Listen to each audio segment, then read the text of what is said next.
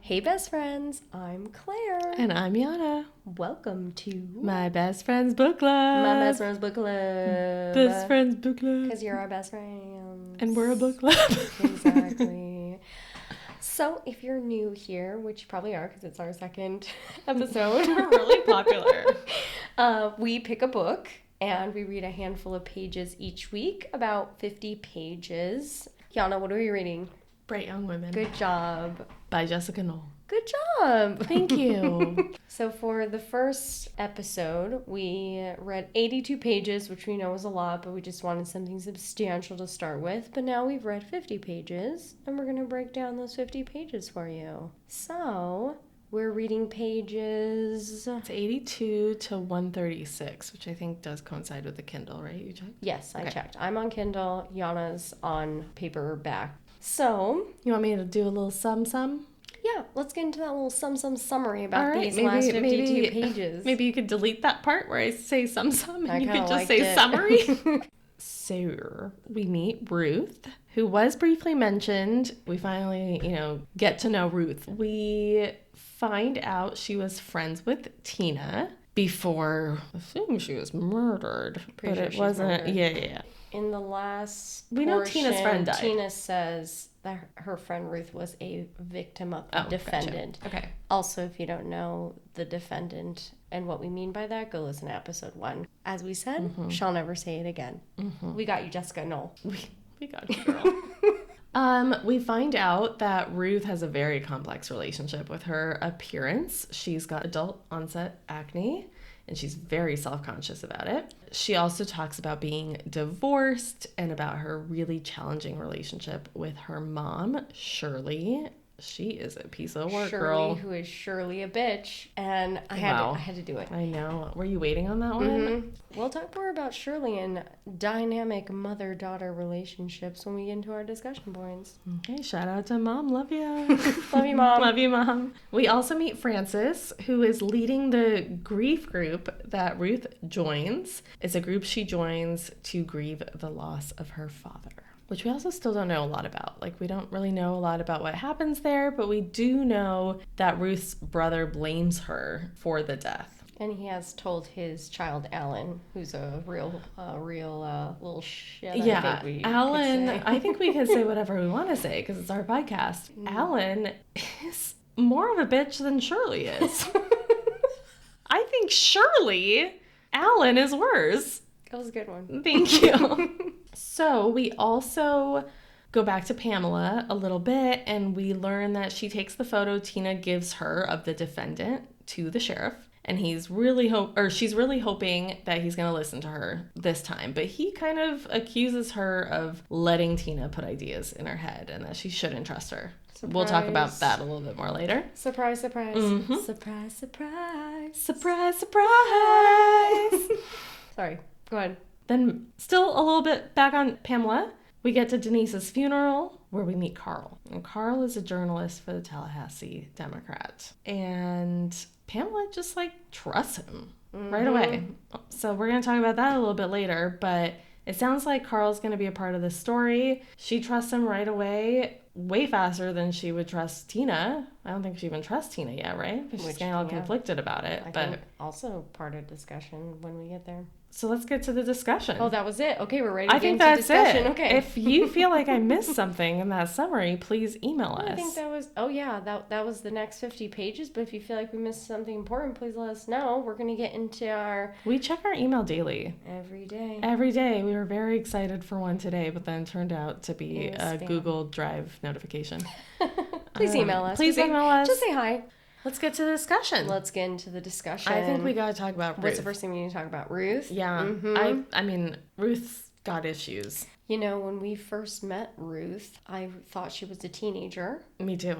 Because her mom's driving her around and telling her where to go and not go. Yeah, and she just felt, I don't know, very youthful in how she approached her mom. And so I thought she was a teenager. When it was mentioned that she was divorced, I had to flip back a few pages because I was like, wait, what happened? Like, who?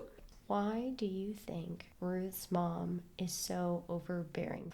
I think we know. I mean, one, they do talk about the fact that there's murders happening. Meh. It is. So she's, I do believe that she doesn't want her daughter killed. Which is good. But, we're in the 70s, right? Yes. Okay. Not that times have changed that much, but we are kind of in that point where it's like a woman's main job is to get married. Yeah. Right? Maybe that's Be why she someone's likes wife. CJ so much, because Right. she's like, that's your ticket to being the Totally. I mean, think about all those jokes / like real life events when, women do all this stuff that's unrecognized, and then a guy washes a dish and the mother's like, oh, what a man. Back to washing dishes. You know what? That's fucking true.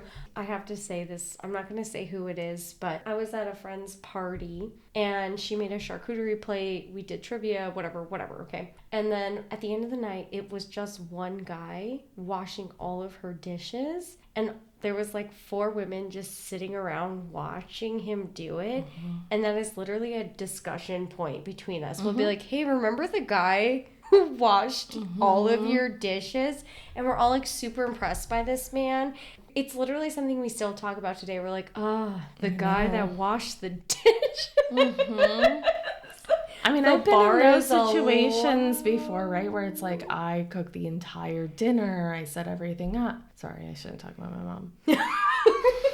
Love you, Mom. Mom, I love you. Mom, I love you so much. You've done nothing wrong.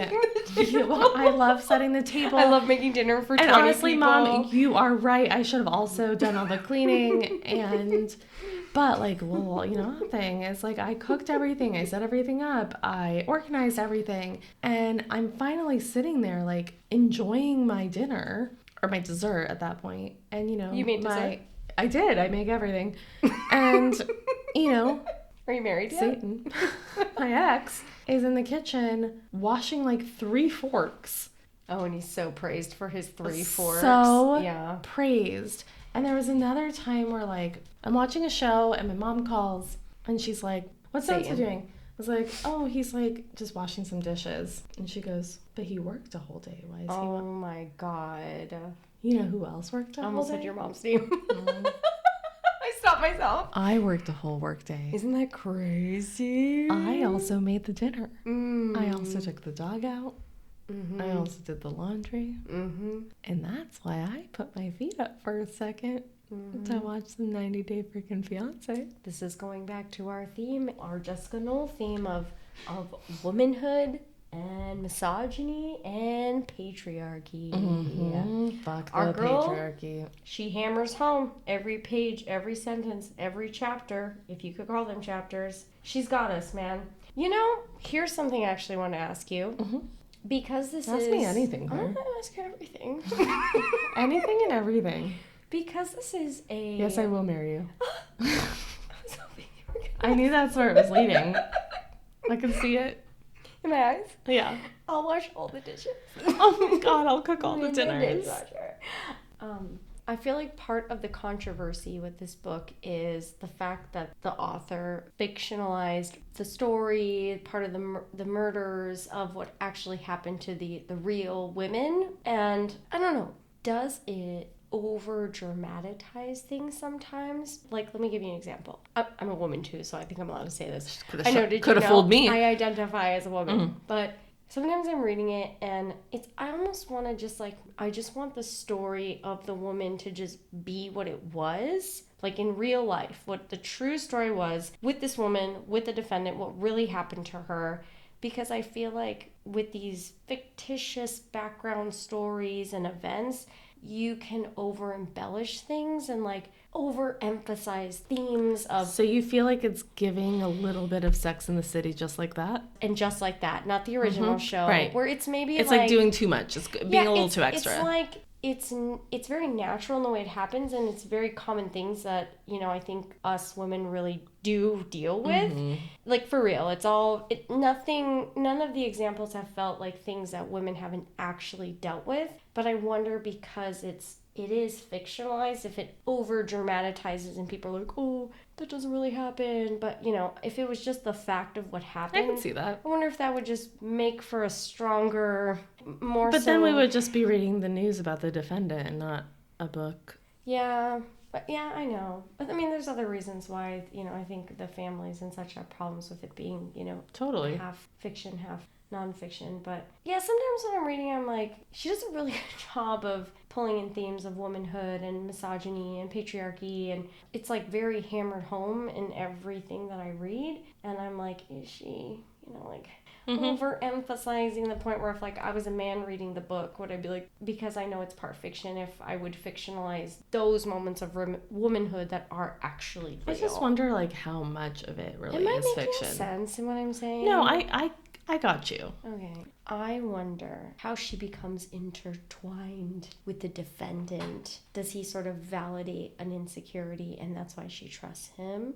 There's just like so much focus on the fact that she has blemishes. She has this weird, complicated relationship with her mom. She's really painted as a more meek, insecure kind of person.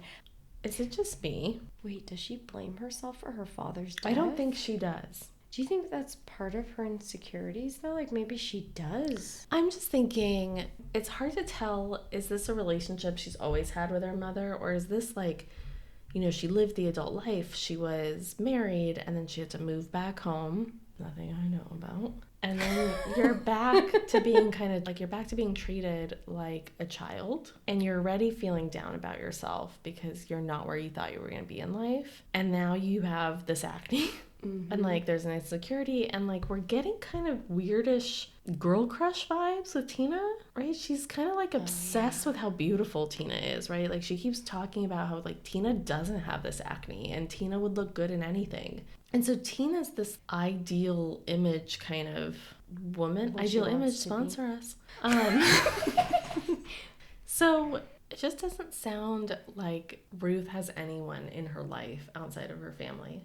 Her mom sucks a lot. Her mom sucks. Her mom Shirley reminds me, Shirley a bitch.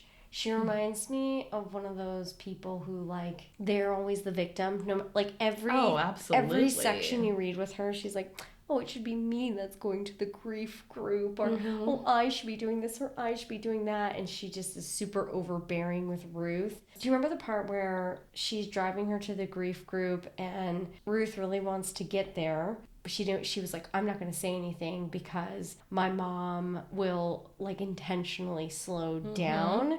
And so she says nothing at all. She does end up saying something, and then the mom's like, I need gas, remember? And that's when Tina picks her up. And then she's like, do you want to ride? And she's like, yeah, bye, Mom. Peace. Also when she made the meatballs. That just is another one of her insecurities, right? Yeah. I feel like there's so many moments of her, she's just so wants acceptance from other people. She talks so much about her blemishes, how it's adult onset, how she was married but she's divorced, somebody loved her at one point. And then she really wants to impress the grief group, so she makes meatballs, and remember she sprinkles it with parsley, I think, and she's like, ooh, everybody likes fresh herbs. I love garden grown parsley. Yana's growing a garden and she's really proud of it. I'm obsessed No, she's with not. garden. She's not supposed to be. That's a joke. She's not growing a garden. I am growing the fattest garden. Okay, and I don't care who knows. Okay, except your building manager. No, sue me. I do what I want. So, listener, just one. Claire, my dear friend, told me that plants have feelings. No, I told you that they scream. There's evidence that plants can scream. Thank you for reminding me exactly what was happening. No problem. Because Claire can't let me be happy, much like Shirley cannot let Ruth be happy. Good transition back in. Appreciate that. Tina's interesting too, though. Like, so at first, I didn't know that Tina was Tina from the first 82 pages. Same. I don't know why it didn't click. It didn't for me either. Well, we go back in time a little bit too. It's a little confusing. But there were little things that made me wonder if we should trust Tina. I think they do that on purpose. Well, right. And I'm always suspicious of people, right? So trust issues. Right. If your therapist is listening, this is a really great time to tune in. It's like Pamela goes to the police and says, she brings the picture that Tina gave her of the defendant. She says, this is the man. They're like, we feel really empathetic towards Tina and her situation, but you shouldn't trust her. You shouldn't talk to her anymore. I'm like, okay. But also, we're clocking themes of like womanhood and misogyny. So I'm also like, maybe we don't listen to you, Sheriff Crusoe and Detective Pickle. But then Tina kind of over inserts herself into Ruth's life, and I'm like, is she really trying to be a therapist, or is she being nosy? I don't know what her I don't understand why she's so drawn to Ruth. And then she passes out the flyers at Denise's funeral. That's super inappropriate. I don't know, just all three of those things made me feel like, should I trust Tina? But at this point, I trust literally nobody. I don't trust Pickle. I don't trust Crusoe. You just wanted to say Pickle. I did want to say Pickle. Yeah, I know. I don't trust anyone. Well, speaking of trust, tell us. someone else we meet kind of at the end of this. Carl. Yes. Did Carl. take your thunder? Yes, it was really. Can I say it? Carl. We meet Carl. Carl. Carl. Anyway, we meet him. I have concerns. Carl is a journalist for the Tallahassee Democrat, and Tina Pamela. And Pamela just automatically freaking trusts him. Right. She's like, I've known you for like half a second, and I was told not to speak to reporters, but here you are, and I'm gonna freaking trust you. Why do you think that she was so quick to trust him, but it was so easy for her to doubt Tina? I think she was put in a difficult situation because Denise's mom and her aunt wanted Pamela to talk to Carl because Carl was writing a story about Denise. And I feel like Pamela was pressured, and that's why she ends up talking to Carl. However, my paranoid ass, I felt frustrated that our girl didn't check for the branded cigarette mark that Tina left on one of the reporters in the first part of this book. I just was like, girl, Pamela, why didn't you check? But again, I'm very paranoid. I'm very like truecrimesafety.com. I would bet that Pamela watches less true crime than you do. When you were reading it, did you also think, is she going to check for the branded mark? My heart to God. Claire? You forgot. I forgot. Listener, it is a joy to be a part of a reading comprehension podcast. Speaking of Carl, I think something we should be on the lookout for. She mentions his cowboy boots. I remember that. But she also speaks poorly of people in cowboy boots. I think these frickin' boots are going to come back. I think these boots were made for walking, and they're going to walk all over you. Let's go, girls. I think that's a different song, Claire.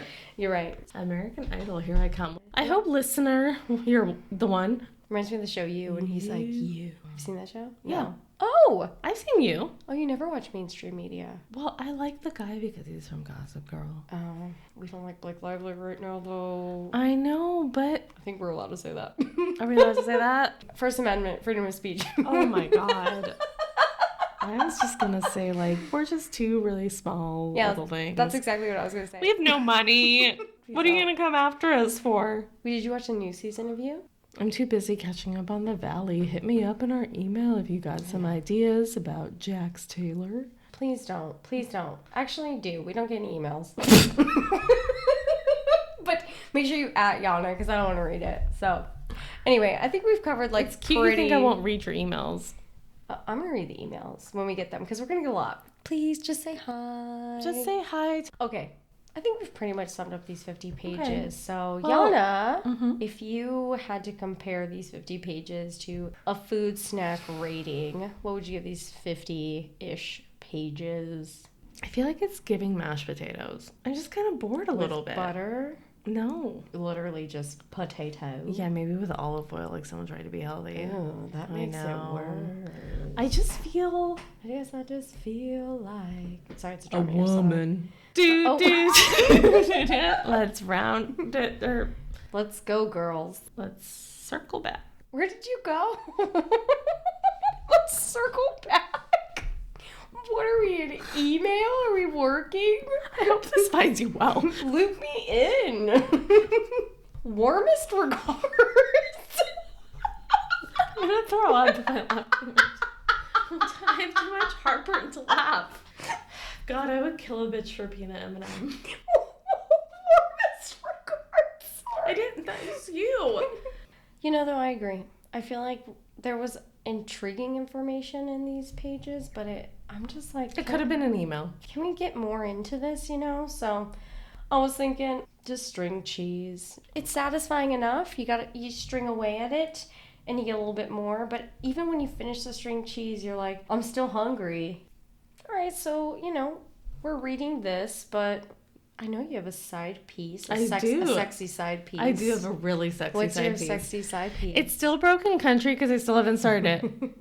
What are you reading? I finished Crescent City. Girl, do you watch TV? There's nothing that good. Shut up. Hold on. You're always watching shit. I'm really not, though. I really don't. I read a lot. This is like when you're grabbing a pizza with someone and they're like, I don't really eat carbs. I want a piece of pizza, but no cheese. I would never do that. Sorry, let's be clear.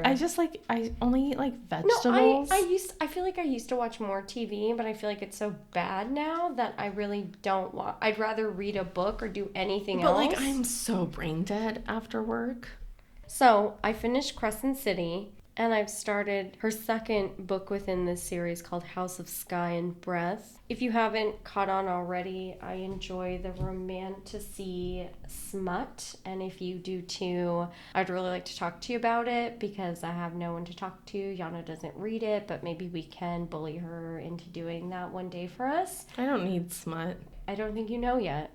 All right, so our next set of pages, we're going to be continuing on with this trend of about 50 pages because, again, we all know that you're busy, as are we. So we're going to be reading pages 135 to 190.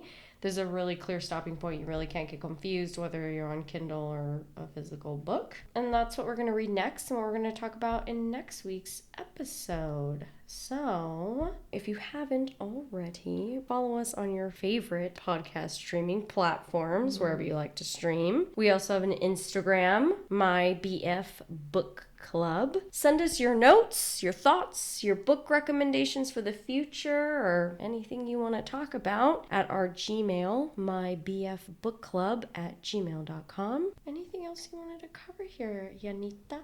No. Love you. We hope you keep listening to episode 3. Because we really need the fan base. And remember, keep on reading. Bye. Bye. Bye, Mom. Bye, Mom. Love you. Love you so much.